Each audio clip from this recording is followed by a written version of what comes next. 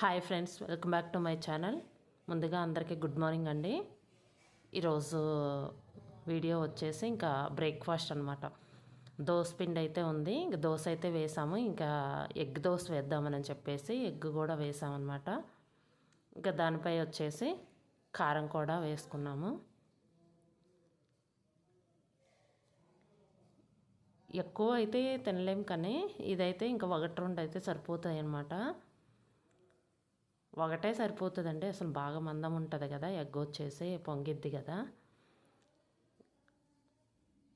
ఇంకా మార్నింగ్ వచ్చేసి ఎగ్ దోశ అయితే వేసుకుంటున్నాం మేము. వచ్చేసి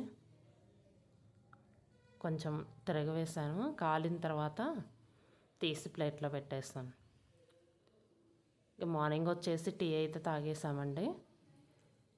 ఇదిగోండి, ఎగ్ దోశ అయితే రెడీ అయింది. అందులోకి కాంబినేషన్ చట్నీ, అల్లం చట్నీ కూడా ఉందండి అందులోకి. ఇంకా నేనైతే ఈ చట్నీ అయితే పెట్టేసుకున్నాను. ఇంకా మార్నింగ్ బ్రేక్ఫాస్ట్ వచ్చేసి ఈరోజు ఎగ్ దోశ అనమాట.